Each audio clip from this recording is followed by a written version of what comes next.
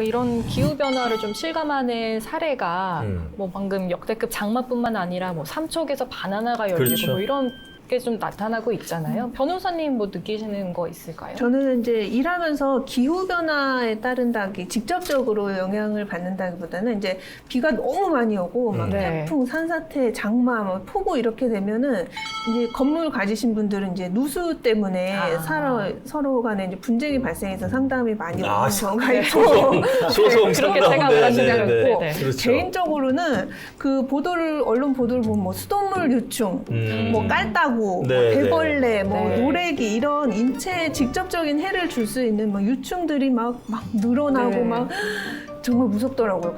이렇게 막 살아 움직이는 거 보면은 정말 저 물을 마실 수가 없을 것 같다. 정말 곧 죽을 것 같다라는 정말 불안감, 뭐 극도의 공포감 이런 걸 느껴서 저는 그런 거 볼 때 좀 이 기후 변화의 영향 때문인가 이렇게 유충들이 많이 늘어날 수 있는 또 곤충의 천적이 줄어드는 그런 영향 때문이 아닌가 하는 생각이 들더라고요.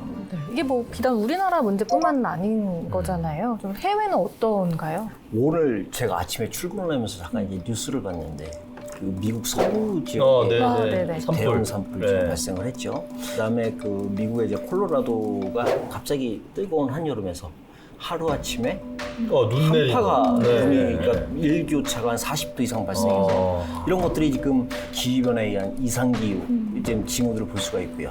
이번에 그 장마 기간에 많이 영향을 줬던 그 시베리아 폭염. 네. 이 시베리아 폭염이 이제 정상적으로 봤을 때는 한 8만 년 만에 한 번꼴로 발생하는 폭염이 발생을 합니다. 네. 근데 이게 올해 그 시베리아 폭염이 좀 발생을 했고요. 그다음에 또 말씀을 드리면 호주의 대형 산불을 들 수가 있어요. 네. 이 호주의 대형 산불이 작년 이제 9월 달에 발생을 해서 약 한 6개월 동안에 지속적으로 또 산불이 발생을 했는데 올해 우리 그 이웃 나라인 중국이요. 네. 중국이 한 5월 말부터 약 한 3개월 동안 계속 집중호우가 발생을 해서 뭐 그 매스컴에서 뭐 산샤댐이 뭐 붕괴가 되냐 네. 이런 좀 많은 얘기가 지속이 됐고요. 그다음에 또 일본의 좀 쿠슈 지방에서 좀 굉장히 좀 많은 집중호우 발생을 했고 이런 현상들이 지금 기후변화에 의해서 자꾸 그 극한기후나 이상기후의 현상들의 발생 빈도가 지금 잦아지고 있다 이렇게 좀 말씀을 드릴 수가 있는 거죠. 네, 그래서 이런 기후 변화에 뭐 정부나 강원도가 좀 뭐 대응책을 마련을 하고는 있는데요. 박사님이 보시기에는 지금 이 대책들 좀 어떻다고 보세요? 현재 지금 우리나라도 한 2009년도죠. 2009년도부터 그 저탄소 녹색 성장 기본법이 제정이 되면서 기후 변화에 의한 이제 대응 노력을 두 가지 부분을 하고 있습니다. 네. 이제 하나가 이제 뭐냐면 온실가스 완화 정책이죠. 네. 온실가스 완화 정책을 펼치고 있고요.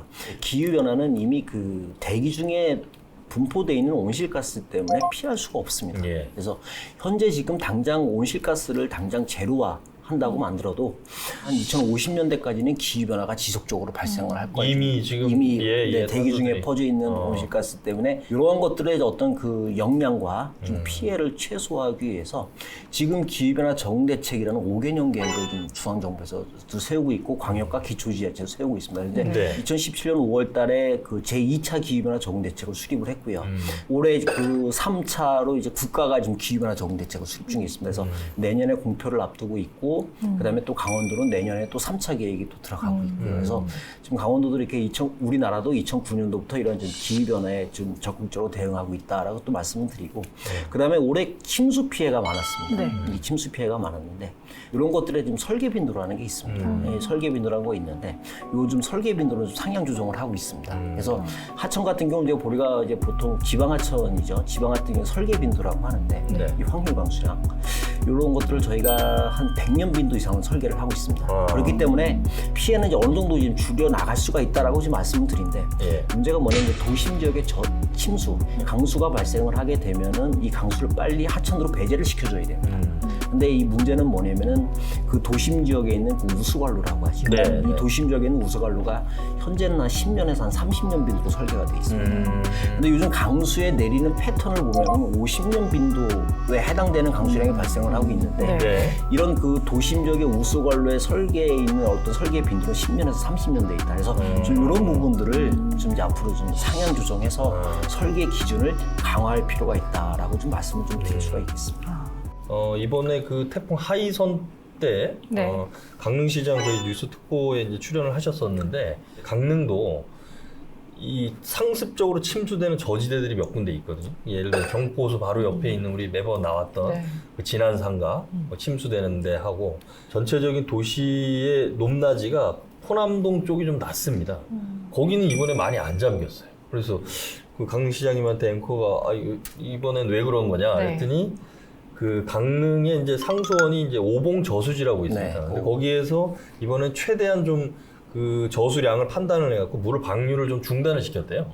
그래서 다행히 좀 포남동 저지대는 좀 덜 잠겼다 그러더라고요. 그러니까 그런 것들이 어떻게 보면 지자체에서 앞으로 좀 해야 될 부분 중에 하나가 그런 좀 위험 상습적으로 침수되는데 또 그다음 위험 산사태라든지 또 다른 위험이 있는 곳을 빨리 알려서 대피를 시키고 하천이 범람할 위기가 있으면 제방에 좀 튼튼히 한다든지 또 하천을 좀 더 넓혀서 물길을 확보한다든지 이런 것들이 지금 앞으로 당장 해야 될 부분들이 아닌가 그런 생각이 좀 들어요.